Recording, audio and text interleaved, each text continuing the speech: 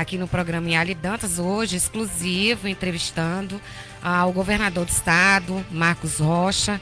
Agradeço a sua presença. Felizmente veio, não almoçou, mas chegou aqui a tempo para prestar esclarecimentos, né, para a nossa população. Muito boa tarde. Boa tarde, Ali. Boa tarde a toda a nossa população, a sua esposa aqui presente também. Eu fico muito feliz. Hoje foi um dia maravilhoso assim até agora, né?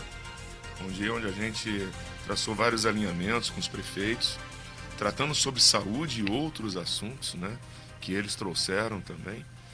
Muitos agradecimentos, sabe? Então fiquei muito contente com os programas que a gente está fazendo, os recursos que estão sendo entregues. Eu pedi para que os prefeitos pegassem esses recursos que nós estamos entregando às prefeituras e o quanto antes fizesse logo as licitações, os empenhos para poder a gente ter... São muitas e muitas obras, né?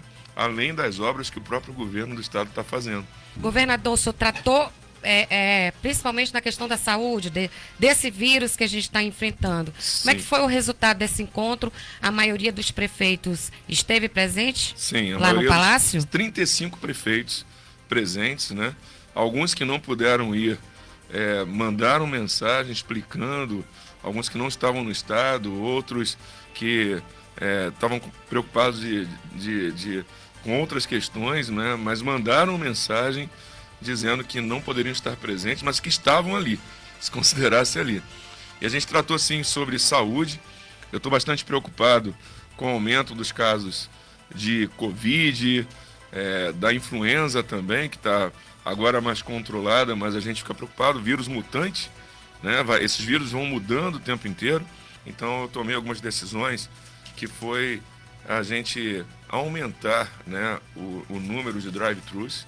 Então a gente está fazendo drive-thrus no estado inteiro, né? De acordo com quando a gente vê que aumentou o número de casos, ou então que a prefeitura dá o sinal, então eu já falo com o Fernando Massa, que é o secretário de saúde, vá até o local e faça o drive-thru, né? Para a gente poder prevenir, impedir que pessoas que estejam contaminadas circulem nas ruas, né? Também medicação contra a influenza. O governo do estado, a gente fez contato com o ministro, né? O ministro de pronto mandou a medicação contra a influenza, que é o Tamiflu, né? E a gente já fez a distribuição aos municípios, né? Tanto que a influenza ela teve um controle maior agora. Outra questão que nós fizemos também é a vacinação. O governo federal está encaminhando as doses da vacina para o estado de Rondônia, para os demais estados também.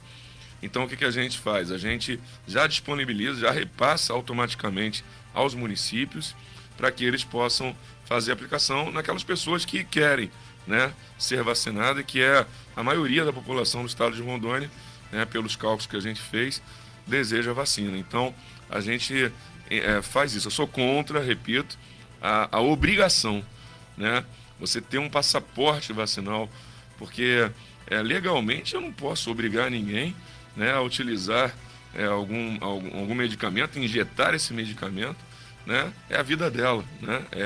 É a saúde dela, ela decide, né?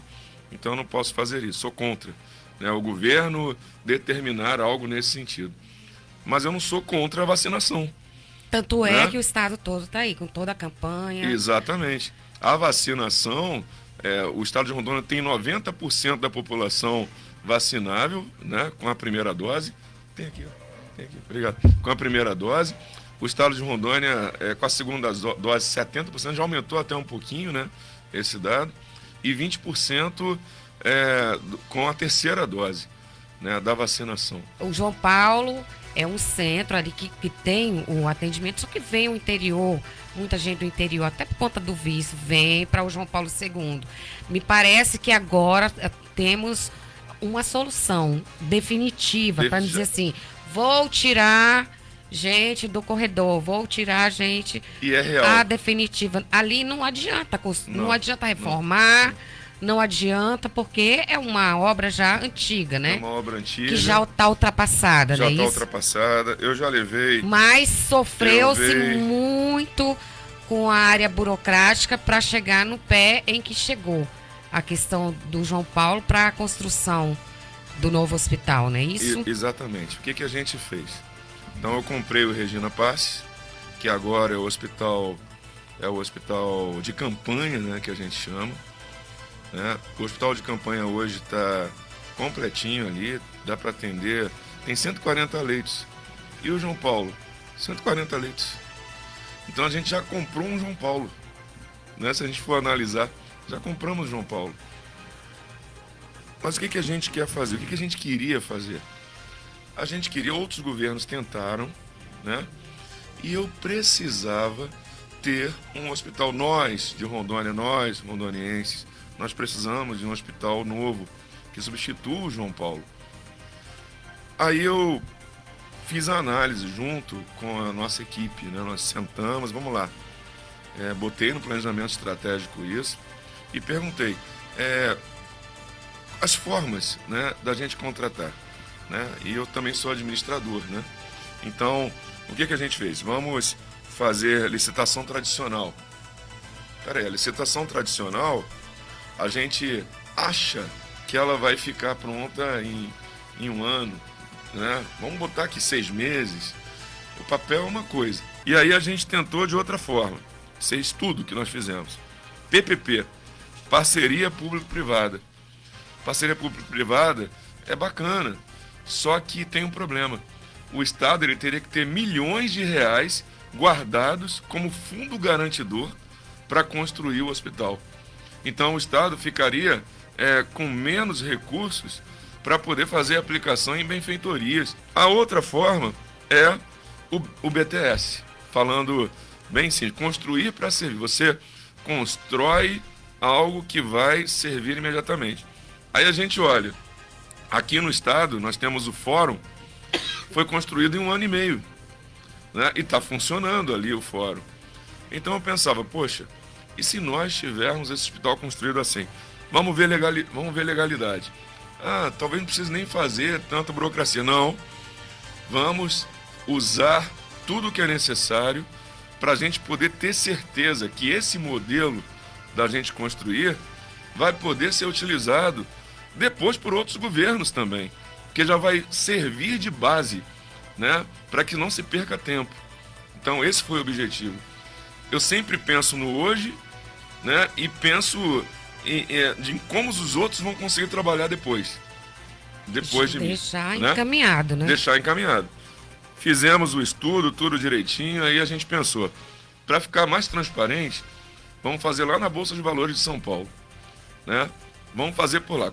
Fizemos a licitação, contratamos a empresa, foi para a Bolsa de Valores e uma empresa lá, um grupo grande de empresas se interessaram. Aí o Tribunal de Contas teve dúvida, né, porque era uma coisa nova, e o Tribunal de Contas tem essa... É da regra deles, né, ver se está tudo ok. Então, o Tribunal de Contas segurou, não tinha dúvidas, pesquisou, muitas perguntas ao governo do estado, e foi bom, porque para o futuro já está aí a regra nova, né? Já algo realmente construído para outras pessoas, outros governadores, prefeitos, né? Que podem seguir o mesmo modelo. E aí nós conseguimos então, né, a aprovação do Tribunal de Contas, demorou aí um bom tempo, né, com o Tribunal de Contas analisando, conseguimos vencer, né, essa etapa, fiquei muito feliz, e o Tribunal de Contas reconheceu a lisura do processo, que estava tudo ok, né? Quando foi agora, recente, já assinei o contrato com a empresa já comprou a área, e nós vamos ter em breve, né, agora no final desse ano, a previsão já do primeiro módulo entregue, né? Nós já estamos trabalhando já com outras questões, né, que tem a ver com o funcionamento dele. A gente quer que ele seja top, né, falando aqui, né, bem popularzão, top, né, para a nossa população, que somos nós também, e que a gente vai ter o primeiro módulo dele entregue e em 2 anos e meio, o hospital completinho. Previsão, né? Previsão de 2 anos e meio, ou seja, o que seria 15, 10, né, 5, 2 anos e meio, o hospital está entregue e a gente não tem fundo garantidor nenhum para manter. Quanto custa isso, gente? Aí vai falar, mas é muito dinheiro? 2.800.000 por mês, durante 30 anos. Sabe qual é a diferença? Você que já atuou na área pública também, a diferença é que quando você constrói algo e deixa aqui, quebrou alguma coisa, você tem que contratar uma empresa para fazer de novo. Desse jeito não, eles são obrigados a manter tudo funcionando direitinho, ou seja, o hospital vai estar sempre novo, né? Como se tivesse construído ontem. E além disso, aí pode falar, mas é muito caro. Pessoal, nós aqui no estado de Rondônia pagamos uma dívida de 12 milhões de reais por mês, em razão de falhas lá atrás, bem lá atrás, que é o Beron. 12 milhões por mês, e isso aí vai durar muitos anos. Dinheiro que sai do governo do estado, sai do nosso estado e vai embora, e que não é utilizado para nada para a gente. 12 milhões. A gente está pagando 2.800.000 para garantir a saúde, a tua saúde, a deles, a minha saúde, de todos vocês. Então a gente tem que pensar nisso. É algo extremamente útil para a população. Com relação a obras, né? O interior, ele tem muito essa questão de obras. Obviamente a gente falou da saúde, mas tem muito com a questão da agricultura, do escoamento de tudo, as estradas. A gente está vendo aí que o DER tá para cima, tá para frente, né? Eu estava com a prefeita de Vale do Paraíso e ela dizendo, governador, quando o senhor foi lá falar da estrada que faria 470, que liga a BR ali em Ouro Preto até Vale do Paraíso, né, o senhor, ninguém acreditou. Primeiro porque ninguém sabia quem era o senhor, né? Porque logo durante a campanha. Não, mas como é que a gente vai acreditar? Todo mundo está prometendo e não faz. Fui lá, logo no primeiro ano já, a gente fez os 15 quilômetros, 17 quilômetros da 470, né? E fizemos também, mantivemos uma outra parte que estava mais ou menos, conseguimos recapear. E vamos recapear ainda quase tudo, mas hoje está um tapete. E ela disse que levava muitas horas para conseguir chegar até a BR. Então as pessoas acabavam não querendo sair de Vale do Paraíso para fazer compras, para poder viajar, elas ficavam presas. E hoje a 470 está um tapete ali. Aqui em Porto Velho mesmo, 100 milhões de reais para poder fazer asfalto, né?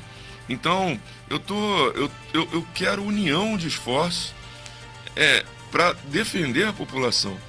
A gente vê uma Assembleia Legislativa, os deputados falam hoje ali, governador, nunca foi assim, deputados de muitos mandatos, né? Eu nunca imaginei Era que eu ia... base, nós somos da base tal, da base tal. Hoje não tem isso, é tudo uma coisa só. Eles falam assim, ó, até de oposição, falou para mim assim, como é que eu posso não aprovar um projeto desse que está trazendo, vai levar tanto benefício para a população? Então eu não estou fazendo projeto para atender a grupo, estou fazendo projetos e encaminhando a Assembleia para atender a todos. Até porque o senhor tem responsabilidade Com como todos. gestor e pelos que confiaram no senhor e também quem não, o governador tem que respeitar o administrador do estado, não é isso? Exatamente, acabou. Então, a gente aprovou, olha só, quase R$1 bilhão do governo do estado em 3 horas na Assembleia Legislativa. Os deputados falaram assim, olha, se fosse em outro momento, nós faríamos o seguinte, nós poderíamos segurar isso aqui por 2 anos. Mas como a gente vai fazer isso? Então o deputado Alex Redano, né, ele é um tremendo parceiro, sabe? Na verdade, falei ele e estou citando todos, né, através dele. Que independente de oposição ou não, os deputados estão aprovando os projetos porque eles estão vendo que são projetos bons para a população. É isso que me interessa, né? Levar benfeitorias. Olha aqui, o governo do estado ele não tem obrigação de fazer asfalto em municípios, tem? Não tem. O governo do estado não precisaria mandar 100 milhões para Porto Velho, 80 milhões para uma outra cidade. São obras relativas à infraestrutura. Estão me lembrando aqui, gente, não pegamos empréstimo. É recurso próprio. Muito obrigado. Recurso próprio do estado de Rondônia, né? Então, não é algo que vai deixar, quando eu assumir, que vai deixar juros para ninguém pagar. Quando eu assumi o governo do estado, tinha 300 milhões de reais no caixa. Mas o que era os 300 milhões de reais?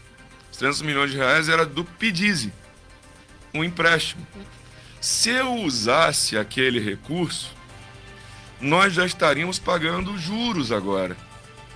Então, o que eu falei para um grande vice-governador que eu tenho, um grande amigo, que é o senhor Jodan, né? O Zé Jodan, ele falou assim: governador, nós vamos sofrer. Ele é um grande empresário, né? Nós vamos sofrer, e amigo. Enquanto tem muita gente brigando, a gente está bem, a gente está firme, né? Então, e ele queria que eu fosse governador. Eu queria que fosse ele pediu que fosse eu. Ó, que coisa, né? Que coisa confusa. Aí, coisa boa, né? Não tinha ego, não tinha vaidade, né? Aí ele falou pra mim assim: a gente vai apanhar, mas a gente tá sem dinheiro mesmo. Eu falei: a gente tá sem dinheiro, então nós não podemos fazer nada. Lembra que apanhamos um ano inteirinho? Estrada. O pessoal do DR também apanhou, mas aí a gente veio o quê? Fechando buraco, né? Fazendo o básico, mas já pensando que aquele buraco fechado ali já ia ajudar para o asfalto futuro, pavimentação futura. É assim que eu fazia no Exército, é assim que a gente fazia. Então, o que acontece? Eu peguei, né, e falei para ele, pro seu Jodan: a gente vai ter que ter paz, vamos ter que apanhar mesmo.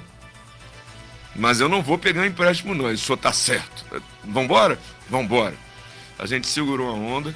Quando entramos no final de 2019, a gente estava com os equipamentos do DR já em condições, porque ninguém sabe, mas 97% dos equipamentos do DR estavam quebrados. Tinha equipamento de 2012, que eles só tinham o chassi dele. Tinha mais nada. Não é verdade? Nós temos aqui. No início da administração entrou-se e o senhor se preocupou em administrar. Organizar, né? Nós organizamos, consertamos e compramos uma pancada de equipamentos que estamos, inclusive, ajudando os prefeitos, né? Então, é recurso pensado. Então, a gente ajuda as prefeituras, né? Recurso pensado para poder equilibrar o nosso estado. E isso está dando certo. Na questão da segurança pública, quem está no estado de Rondônia, já mora há muito tempo aqui, lembra como era antigamente, que a gente tinha, mas era, acho que todo ano, quando tinha um evento grande ou algo assim, quase que esporadicamente era assim. Eu, como estou há muito tempo na cobertura jornalística, a gente via muito problema nos presídios, né? O que o senhor fez? Como é que conseguiu lidar com essas problemáticas dos presídios que tinham? Teve ano aí que teve aquela chacinas lá atrás, aquelas no 27 branco, né? mortos, a gente enfim, não gosta nem de falar, rebelião, né? A gente não gosta nem de falar, mas era corriqueiro até. Era assim, quase que não era tanta notícia, porque tinha. Hoje, no decorrer desses 4 últimos anos, não se ouve falar. Não se Obviamente, ouve, né, que tem alguns pontos, mas assim, no geral, o senhor entendeu? Eu entendi, mas eu fui secretário de Justiça também, né? Quando eu cheguei na Secretaria de Justiça, eu fiquei bastante preocupado, porque não havia um alinhamento, né, da área judicial, ou seja, dos juízes, promotores, com a Secretaria de Justiça, que deveria estar tratando nesses assuntos, ter um alinhamento, seguir direitinho, né, as leis, né, e tudo que existe. Então, você entrava nas unidades prisionais, que ainda não são lá essas coisas, porque o número de presos aumenta todo dia, né? ou seja, a Polícia Militar, a Polícia Civil estão trabalhando bem, né? Então, a gente cumprindo a sua missão, né? E os juízes julgando, os promotores. Então, mas não havia um alinhamento. Tanto que, logo que eu assumi a Secretaria de Justiça, o juiz, a Corte Interamericana, né, fez uma reunião numa das unidades aqui comigo. E com várias outras autoridades, né? E um juiz olhou para mim e falou assim: ô coronel, secretário, eu não sei o que o senhor está fazendo nessa função. Aí eu falei: vai, por que ele está falando isso? Foi público ali, falou ali. Aí eu falei: eu estava com 15 dias de ter assumido, né, a Sejus. Aí ele falou assim: mas por que, doutor, que o senhor fala isso? Porque o senhor é uma pessoa toda certinha. Eu vi o seu histórico, eu sei quem o senhor é, né? E normalmente os secretários dessa pasta entram em problemas, em confusões, porque é uma secretaria extremamente difícil de lidar. Não tem nada, não tem equipamento, não tem armamento, não tem colete, as unidades são ruins, rebelião toda hora, e outros problemas que não vem o caso eu citar aqui. Passaram-se 3 anos, a gente comprou colete, 50 e tantas mil munições, treinamento, capacitação o tempo inteiro para os servidores. Tentei trabalhar num cargo de planos de salários, mas à época, né, o sindicato não aceitou. Hoje já estaria resolvido esse problema lá atrás. Tentei, quero que isso aconteça, né? Eu quero que os nossos policiais penais tenham um melhor salário, estudado. Não pode querer tudo, né, mas num limite a gente tem que trabalhar. Tanto que a gente fez aí, eles vão receber, no final das contas, em torno de 18%, né, com os reajustes que foram dados, né, somando tudo. Não é isso, mais ou menos? Mais ou menos isso. 18%. É bom, né? Quando a gente olha para o Brasil inteiro aí, né, mas são primeiros passos. Mas, além disso, eu queria isso na época, né, um plano de cargos e salários adequado para eles. E eu nunca prometi isso, nem como governador, mas eu tentei como secretário, né? Beleza, vamos lá. Aí nós começamos a trabalhar nas unidades. Houve uma rebelião no Urso Branco à época, e eu consegui consertar o Urso Branco. Seria em torno de, salvo engano, 800 mil reais para consertar o Urso Branco. A gente conseguiu fazer por 100 mil, né? Como? Mão de obra penada. Então, os próprios presos de uma determinada unidade, que eram pedreiros, eram conduzidos por uma equipe para fazer. Consertamos em tempo recorde o Urso Branco. Aí fala: mas preso fez? Fez. Fez, e fez muito bem feito, né? Com os servidores fazendo acompanhamento. E assim eu criei o grupo de trabalho lá, né? Esse grupo que ia consertando as unidades, reformando, e funcionou, pelo menos no período que eu estava lá, não sei se ainda existe, agora é com o secretário Marcos Rito, né? Mas funcionou bem quando eu estava lá. E foi bom, porque acalmou as unidades foram acalmando. Hoje, a gente comprou para a Sejus, que é a Polícia Penal, viaturas novas. Acabamos de entregar fuzis agora. Eu pedi para o vice-governador ir lá entregar, né, os fuzis, munições, coletes, enfim, a gente está trabalhando firme para cada vez melhorar. Que nota que o senhor dá para o seu governo? O senhor está no 4º ano, o senhor acha, e em seguida eu já pergunto logo, que a gente está encerrando, o tempo é curto, por que eu pergunto para o senhor a sua nota?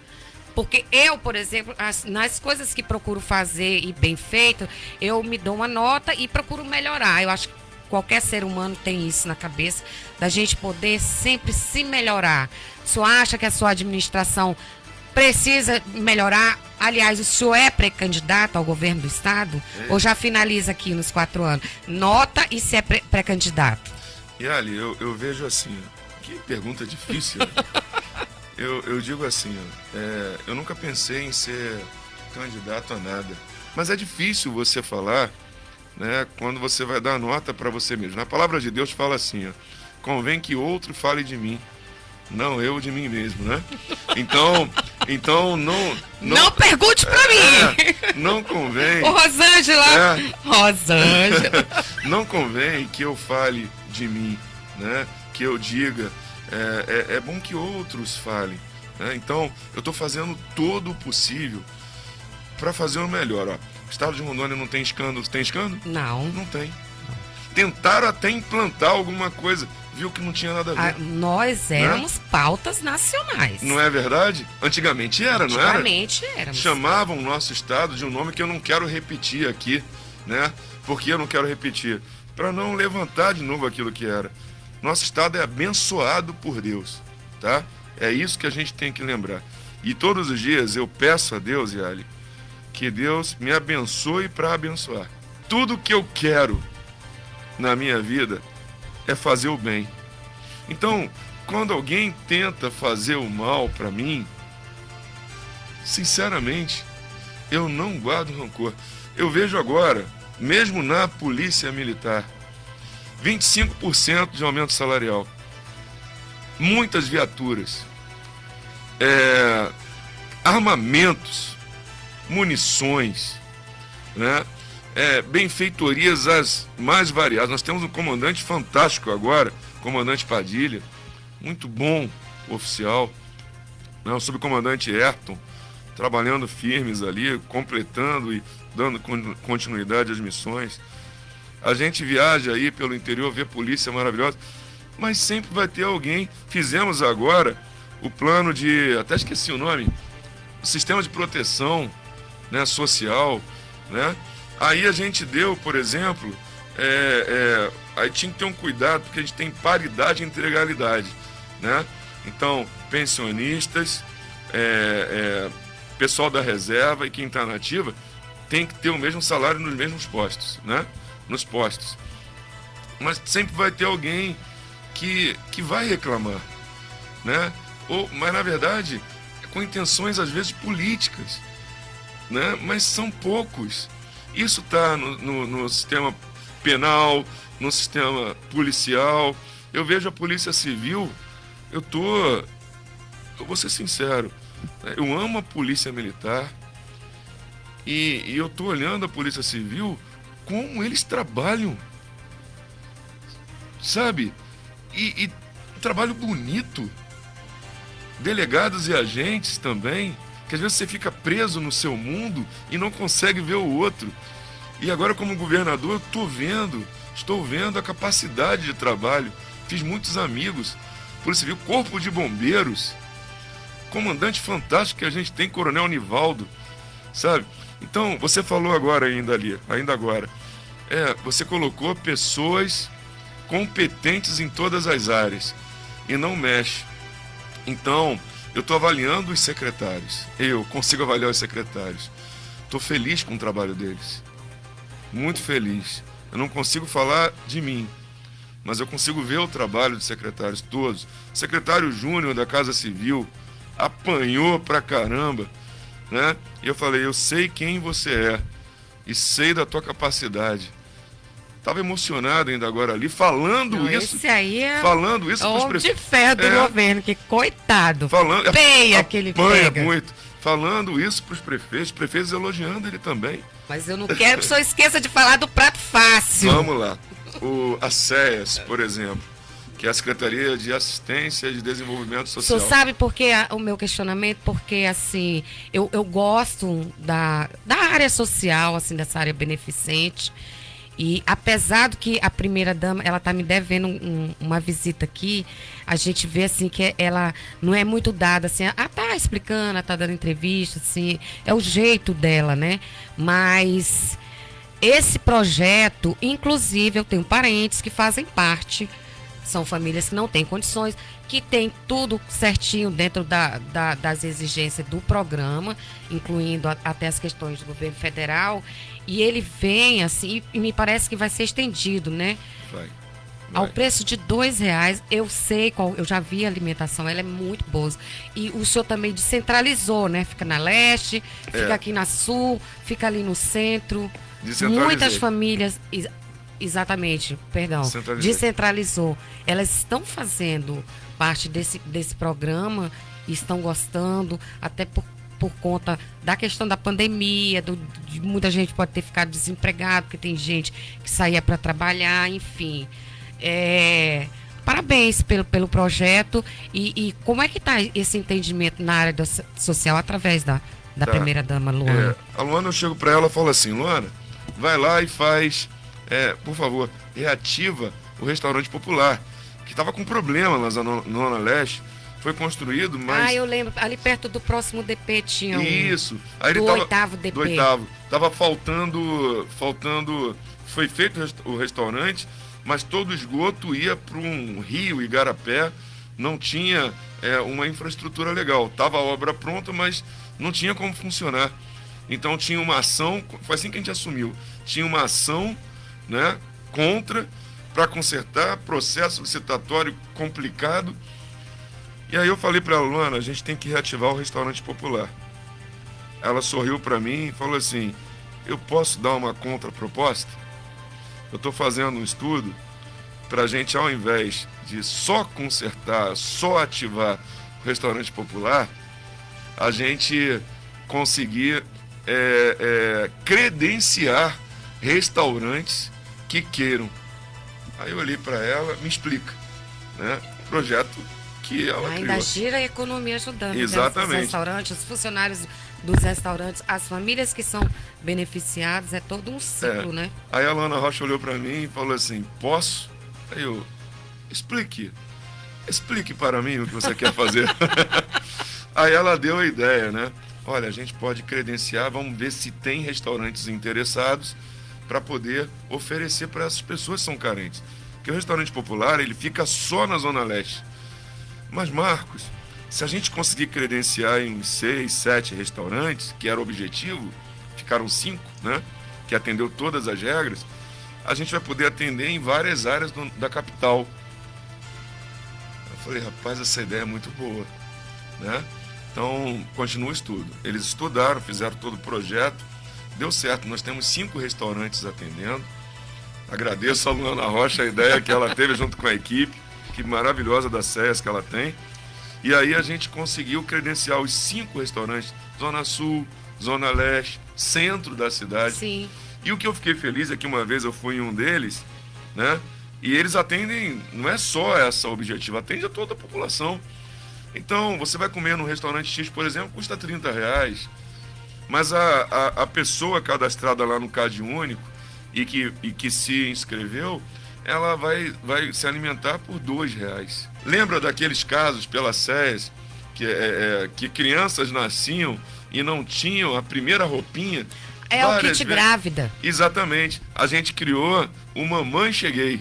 O Mamãe Cheguei. Mamãe Cheguei. Tá no mesmo, o nome do programa é o que o governador tá falando. Isso. Eu tava querendo lembrar kit grávida. Kit grávida mesmo. Que é o Mamãe Cheguei. Mamãe Cheguei. E a gente fez esse convênio com as prefeituras e fez a entrega de banheira.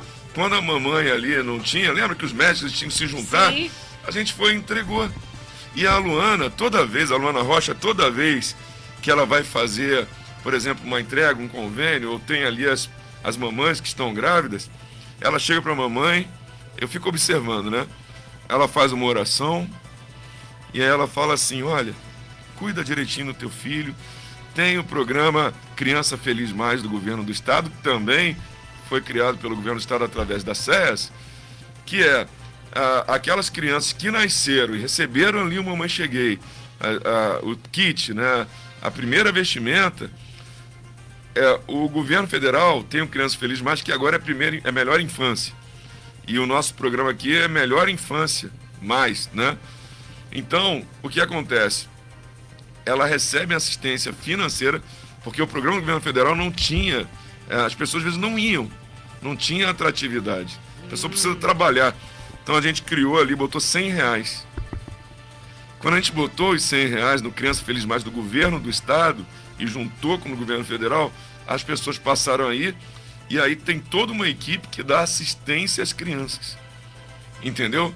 Orientação, como é que faz, a primeira infância. A gente sabe que na primeira infância, você tendo uma boa assistência, vai se tornar um adulto, né, mais preparado. Já que a gente está encerrando, eu preciso só me confirme se vai sair que nos bastidores políticos isso chega a ser óbvio, porque são 4 anos apenas e ainda mais o estado de Rondônia, muita coisa há de se fazer e sempre, né, para dar encaminhamento, mas como o senhor vai falar, é sempre da vontade de Deus.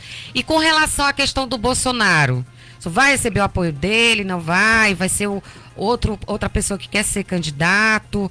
Há muita dúvida isso nos bastidores, principalmente. E o Bolsonaro vem, né? Vai no Palácio, né? Dia 3 de fevereiro. Eu estava conversando com ele agora. O senhor teve terça-feira em Brasília. Terça-feira, não foi? Foi. Aí eu estava com o presidente, a gente ficou conversando um bom tempo lá dentro, né? Toda vez que eu vou lá, a gente demora muito, que a gente trata de um monte de assunto. Eu peço muito. O senhor tem um bom alinhamento com o presidente da República? Nós somos amigos. Política nenhuma vai destruir essa amizade, né? Me dou bem com ele.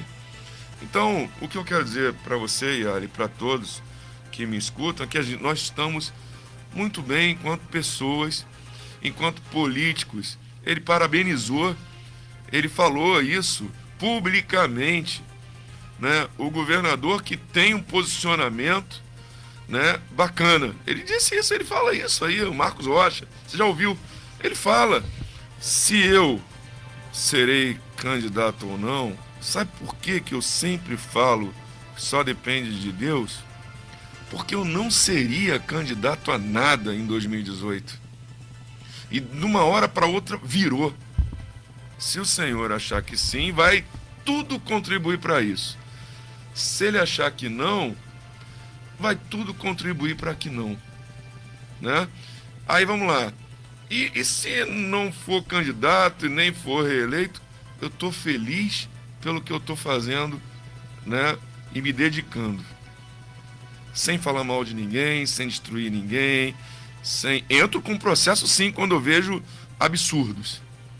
Aí eu entro com processo, né, pela minha honra. Aí eu entro. Agora, na minha família. Agora, questão política, não está fazendo nada. Aí, olha aí, eu te mostrei Estradona, a 470, quantas outras áreas, o hospital que está saindo. Então, na política vai ter os enganadores, né?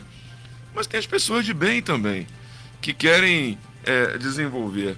Eu vejo assim. Muito obrigada, governador. Obrigado, Deus abençoe. E não esqueçam, utilização da máscara de proteção, usar álcool em gel, né, ou álcool 70 em gel ou líquido nas mãos. Também evitar entrar com sapato que você chega em casa, deixa lá fora. Tá ouvindo, né? Evandro? Exatamente. Olha, Evandro, né? Você briga com ele por causa disso? Muito. Não entra com sapato. Lá fora, ainda tem os paninhos ainda. Bota o paninho, água sanitária é legal, passa o paninho ali, né? Isso vai ajudar muito para a gente continuar combatendo essa doença, tá bom? Que Deus abençoe a todos, Deus abençoe você, Yali, Deus abençoe Evandro, o senhor a família de também, vocês. a todos. Amém.